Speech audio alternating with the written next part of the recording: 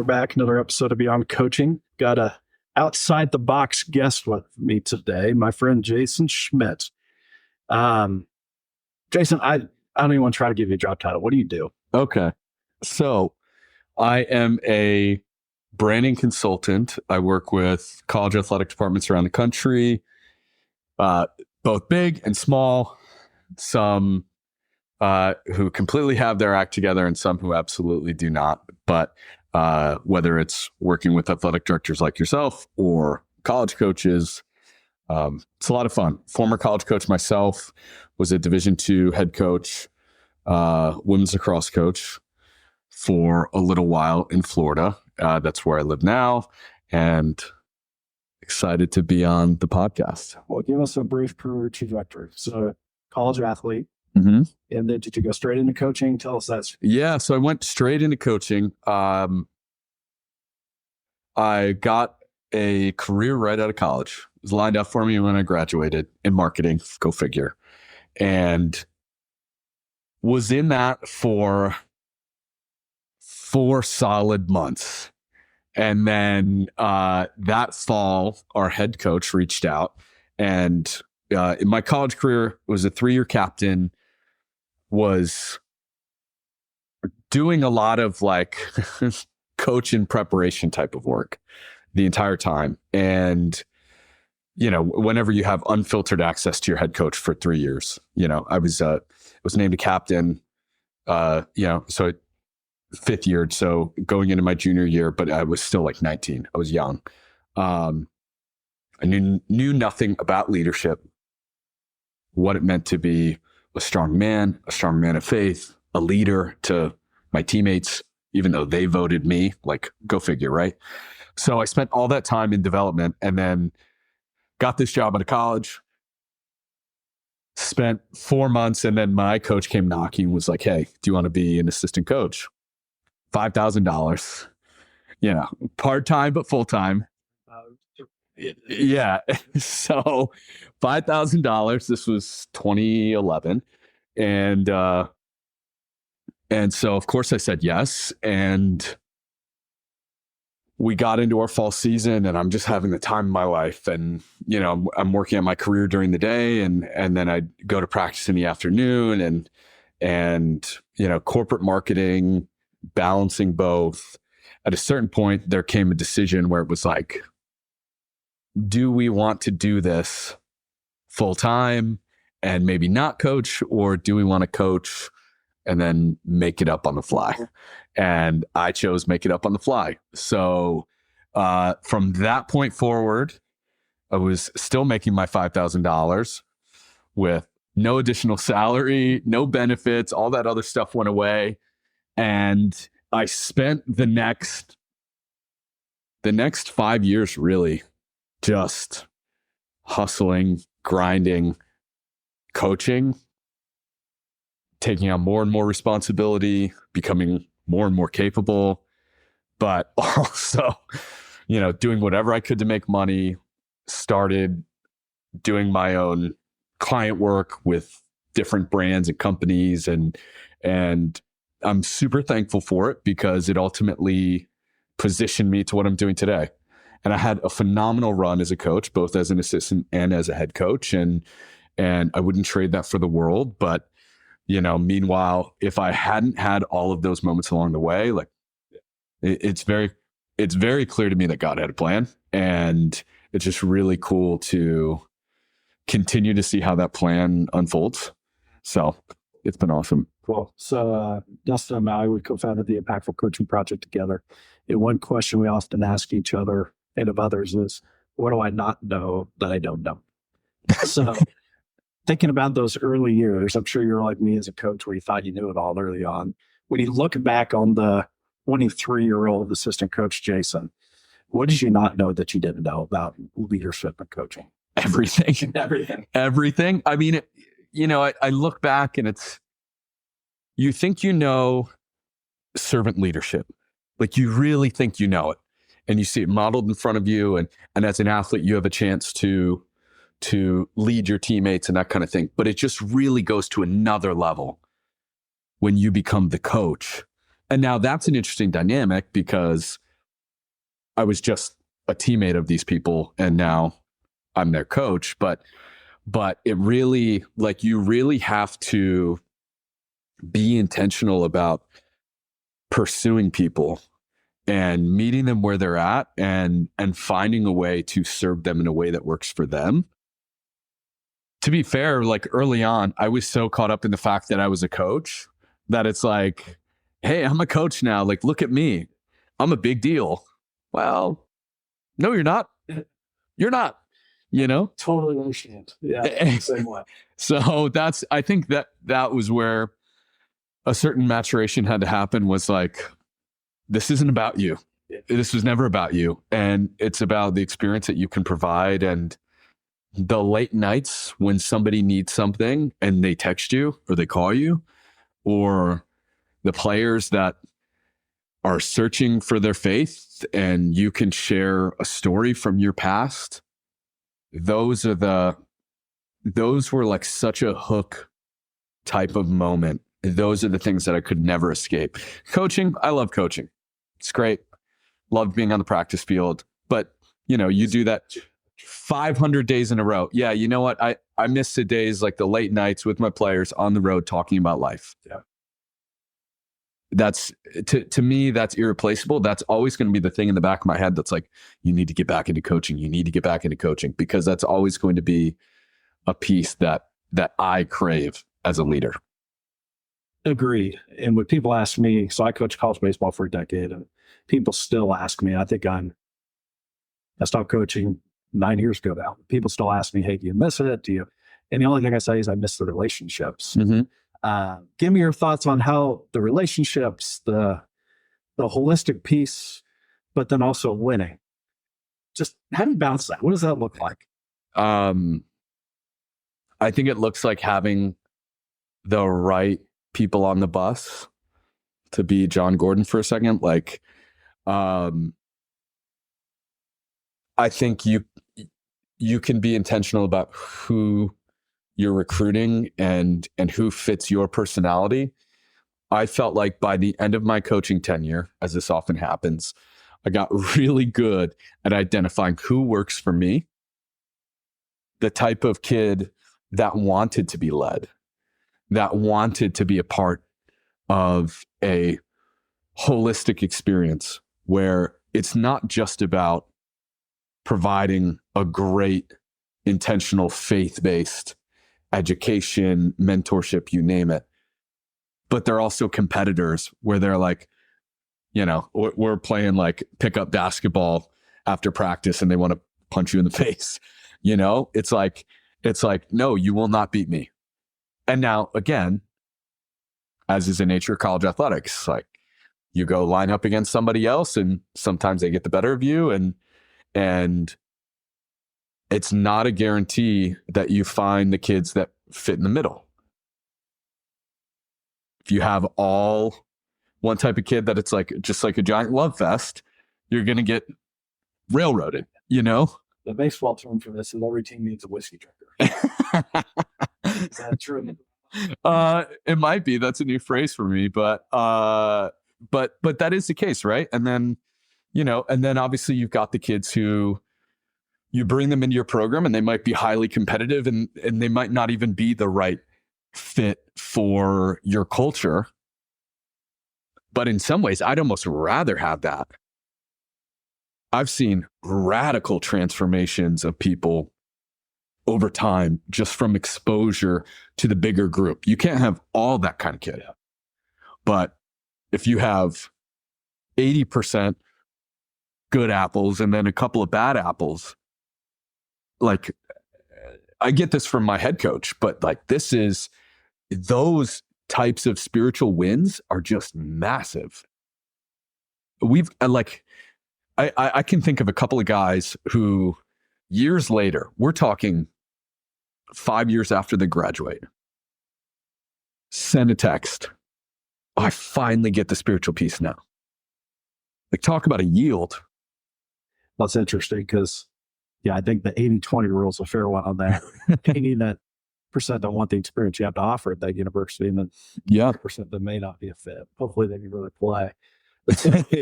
They always could. Yeah, I must change relationships. We're that 20%.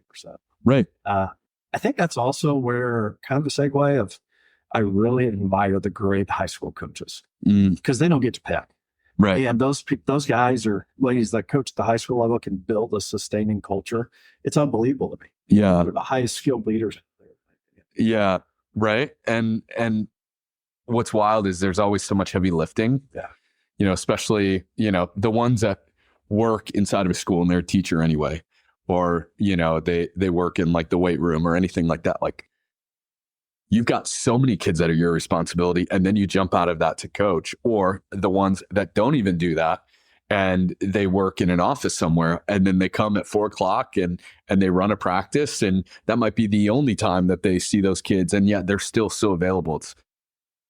It's so much easier to be a college coach. No. It really is. You've got your kids, they just pop by your office. When you're in high school, it's like your office is your car. It's like, okay, good luck. So I want to shift gears a little bit here. Yeah. Because I think you might be as equipped as any guest we've had on the show to talk about Generation Z. So Okay. late 90s and later, let's see different stuff. But you're studying them every day and how to recruit them, market to them, all that kind of stuff.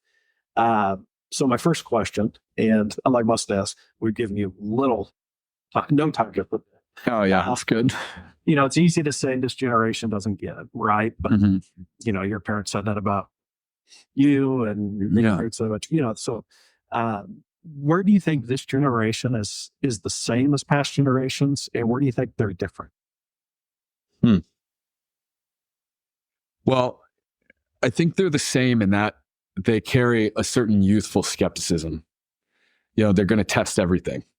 And so any leader, any parent, any coach has to come with not just, this is why, like, we're just doing it this way. It has to be, this is why we're doing it a certain way. And not just, oh, I'm your coach, I love you, but this is why I love you. Yeah.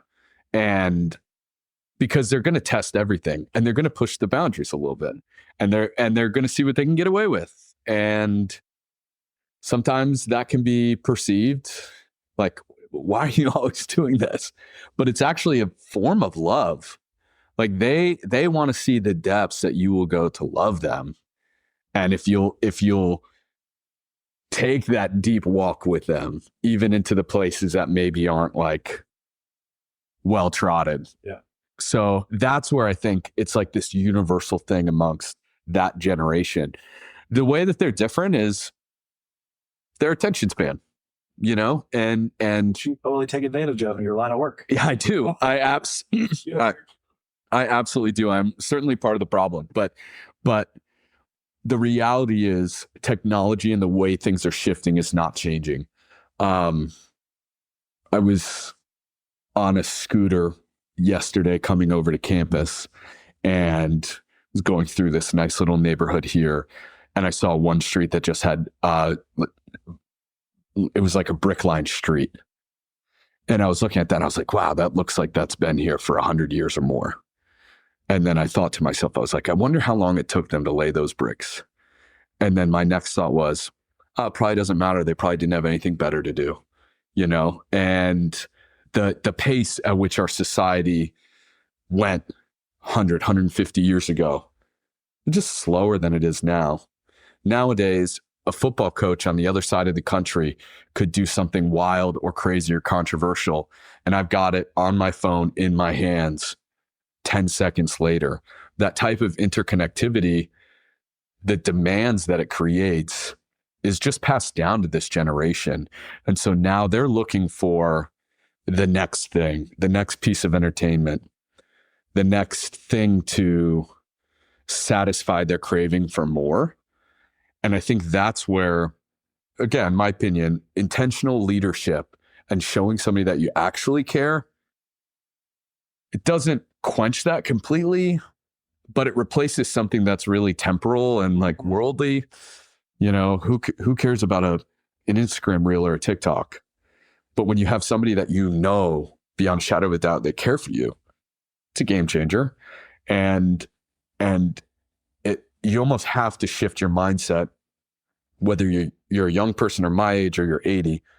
to, I want to pursue intentional relationships because this person is pursuing me really well. They're asking me the right questions. They make me feel seen and valued, just like my head coach did to me.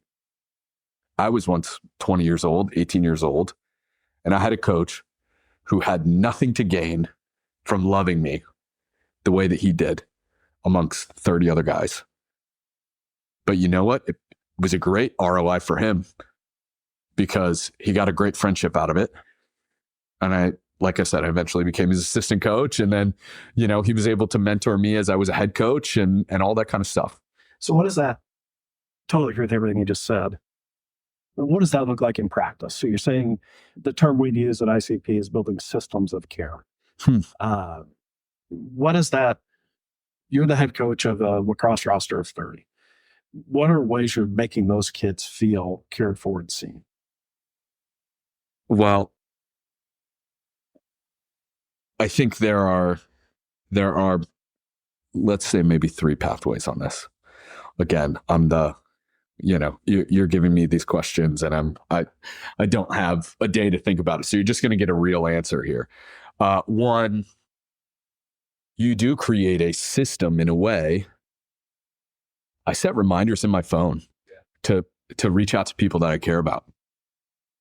I know I've got a billion things going on, and it doesn't make it any less intentional or maybe any less real.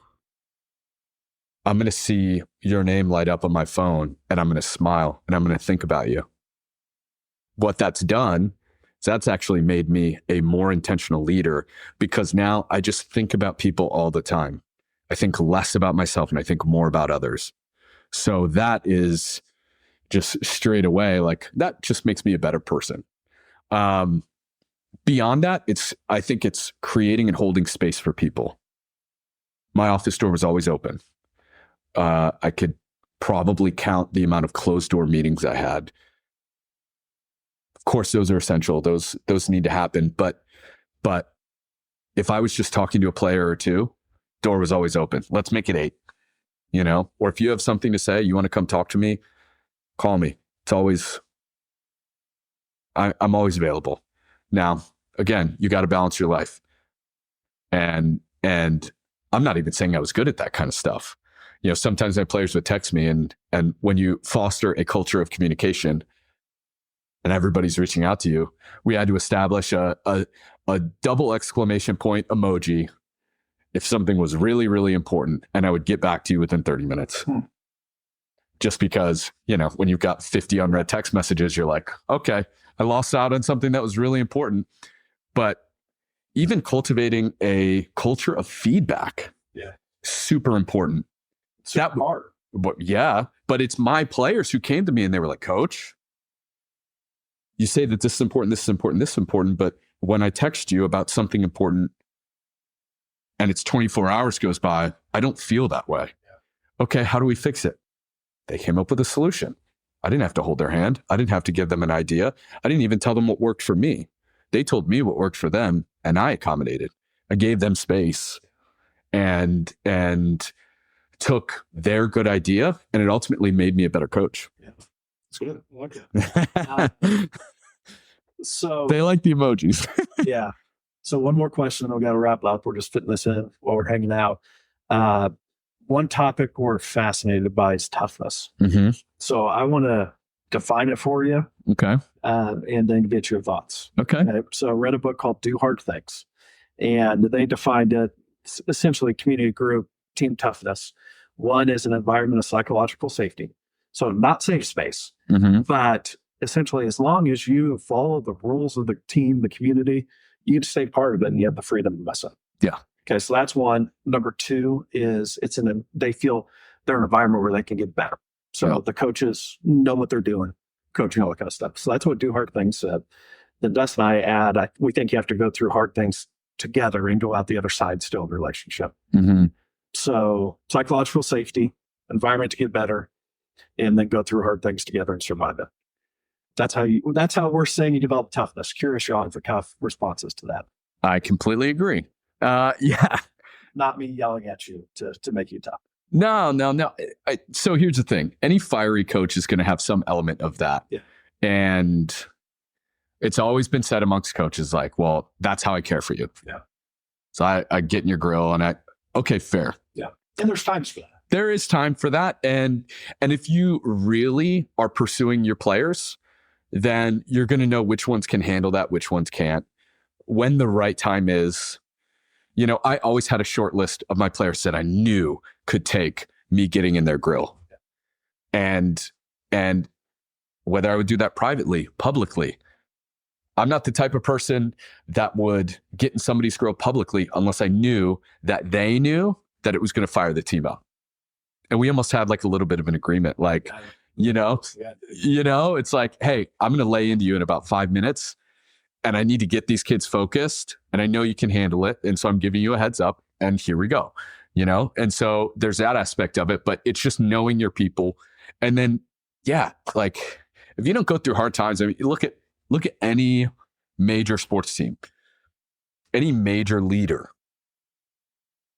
You often have to lose. And this is just, the field of competition, right? Like you have to get to the big stage and you have to take your lumps. Like you have to lose. And then there's usually like a comeback story and then you finally get to the pinnacle of your sport. Rare is the out of nowhere, we made it all the way, we won a championship. Life typically doesn't work that way unless you're Tom Brady. So I don't think we're going to be him anytime soon. So it's like you have to find moments where you do those hard things. And if there's one other thing I would say too, that's all well and good for the field of competition and everything like that.